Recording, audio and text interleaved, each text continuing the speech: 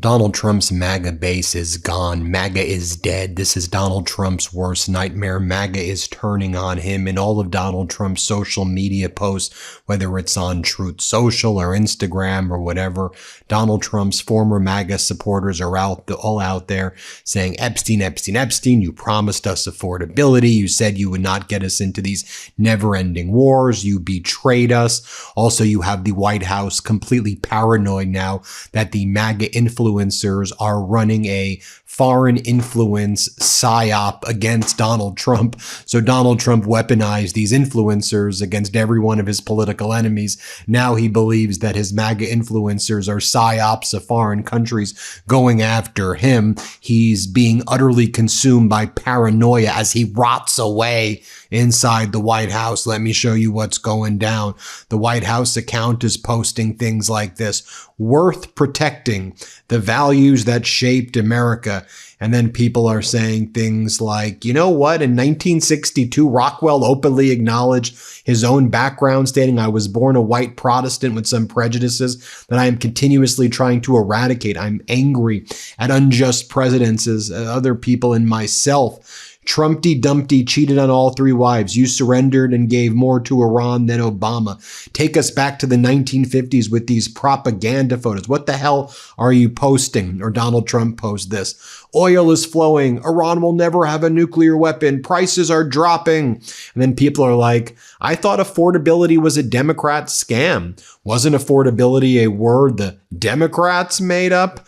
I know you keep saying it to make you feel better, but like, we're not. Like, what are you doing? Iran closed the Strait of Hormuz again today. Then Donald Trump posts a photo of the new Qatari Air Force One. Yeah, our Air Force One is a Qatari jet. Great work, Donald. And people are just like, Epstein, Jeffrey Epstein, Epstein, Epstein playing grifter, PDF, Epstein, Epstein. That's all of the posts right there. Also, Donald Trump creepily posted this photo of a lady.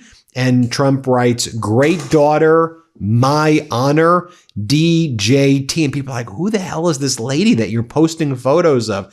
And even Trump supporters are like, who's this? Who the F is this? Is this someone else that you're trying to creepily fuck, I presume? Who dis? Who dis? And then people are like, oh, wait a minute. That's Margot Castemetis, a billionaire lady who's married to John Castemetis, who like the wealthy New York MAGA Republican donor. So you're saying great daughter to this mom. Who's her daughter? Andrea Castemetis. Let me Google Andrea Castemetis. Oh, that's who you're referring to. Great daughter. By the way, that's what he was posting at like midnight.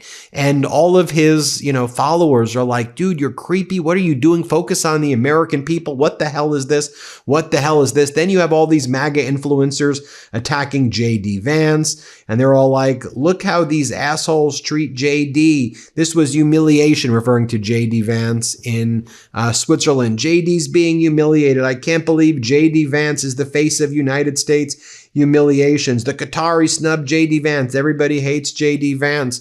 Then you have these MAGA influencers who the White House are accusing of being a foreign psyop to bring down Donald Trump. The influencers are going after me. The influencers are going after me. And then Donald Trump's like, and we've got vandals all over Washington, D.C. that they've destroyed the reflecting pool. It was crystal clear until the vandals put algae in it. He's accusing his political enemies of putting algae in the pool. Dude, the source of the water is the Potomac Basin. That's what has the algae. You didn't even install the filtration system correctly. One, even if you did install it correctly, there would still be a ton of algae because algae is microscopic and it's able to reproduce asexually and sexually wherever it wants to. Maybe you need to learn a little bit about science, and then you've made the situation way worse. But Donald Trump goes, work will begin immediately on fixing the seriously vandalized reflecting pool.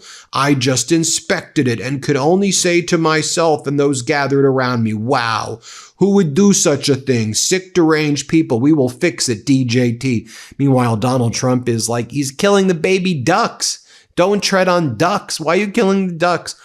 Aaron Parnas from the MeidasTouch Network got the exclusive scoop of a baby duck dying in the reflecting pool because all of the hydrogen peroxide and chemicals they're throwing in this thing. And talking about hydrogen peroxide and chemicals, and Oh, Tulsi Gabbard, a Washington Post expose Jonathan Swain writes about 25,000 documents that the Washington Post reviewed, indicating that throughout Tulsi Gabbard's career, her political moves were controlled by a cult guru named Chris Butler, who gave her all of her messaging and talking points.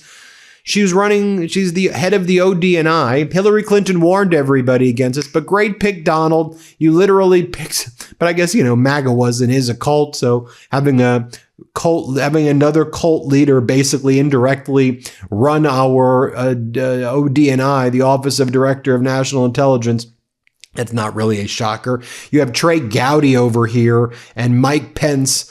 Trey Gowdy's like, I've seen Trump's patience run out before. You think it's going to be running out on J.D. Vance and Iran right now? Watch what he says with Pence. Play this clip. With our CIA director, John Ratcliffe. I've seen his patience run out with me on the golf course. I don't know if you've ever seen his patience run out, but that is not something the Iranians, I think, want to see. Mr. Vice President, thank you for your service. I love service. And then you have Donald Trump's buddy, Mark Levin, saying, Donald, stop trashing little old Israel. Please stop trashing Israel. Be nicer to little old Israel, Donald. This is seriously what Mark Levin, this is what's happening to the Trump supporters right now. Let's play this clip. I want to say to people in and out of the administration, stop trashing, smearing, bullying the little state of Israel. Now I want to bring in the interview I just did with Bobby LaPin over in Maryland. He's running for an important seat over there. I want to show you how he's calling out Trump and this MAGA cult and everything. Let's bring in the interview I did with Bobby LaPin. You're not going to want to miss this. And now I want to bring in Bobby LaPin, who's running in a very important race that our national audience may not know about, but you should certainly know about. Bobby's an Army veteran, a small business owner, and he's running for the state Senate in Baltimore City against another Democrat, by the way, Bill Ferguson, who is the president of the Maryland Senate. Now, Ferguson is that Democrat in the Maryland State Senate who single-handedly killed the redistricting bill that passed the Maryland House 99-37, blocking new maps designed to counter Republican gerrymandering of Project 2025. This is deeply serious because we saw the Supreme Court gutting the Voting Rights Act, and immediately, what do the MAGA Republicans do? They eliminate black congressional districts, and in a kind of an overtly racist way. Here in Maryland, where you're trying to do maps the right way, and yes, they would be partisan maps, which are allowed. I think all gerrymandering should be banned, but these are the rules of the road right now until we can ban all partisan gerrymandering.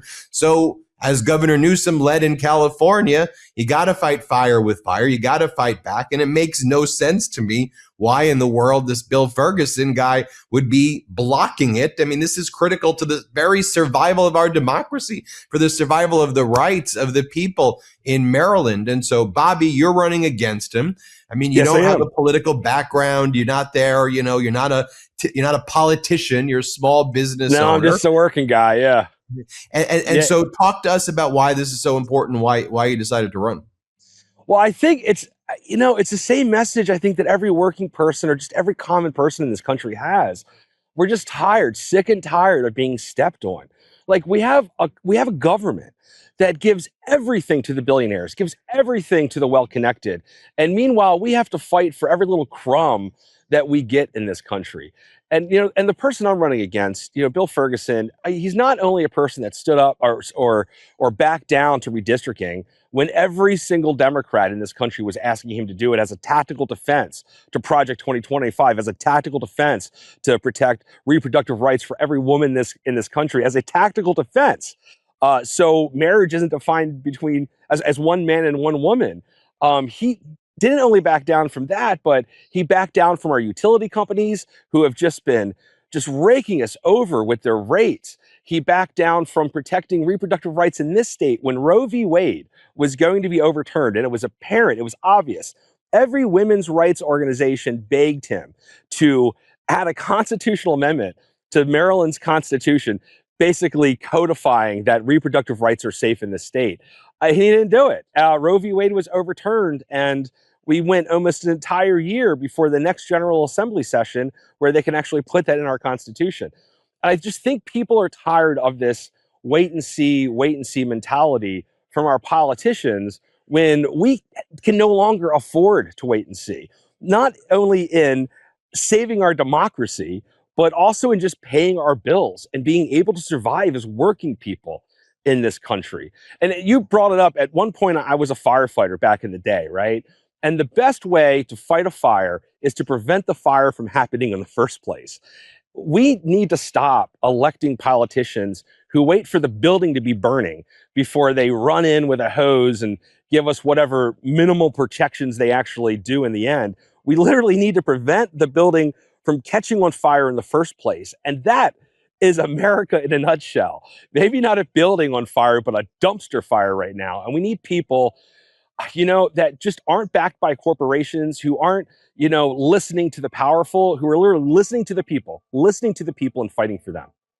Sorry, that was probably a long. No, and look, I thing. think you lay out a very interesting paradigm, because the way I've thought always of the MAGA side of things is that they are the arsonists. They light the thing on fire, and then they say, okay, let us fix it. But a big problem within the Democratic Party is allowing the fires to be lit, allowing this vicious cycle to continue, where then the MAGAs will blame the Democrats for being the firefighters, because Democrats aren't using the right hose to put out the fire. And so then the MAGAs come in and they go, you see, they were just using a little spritzer. We're going to be the ones to fix it. And then people forget, wait, you created the fire. Yeah, and you started it. Yeah. We need in the truest sense, an entirely different fire.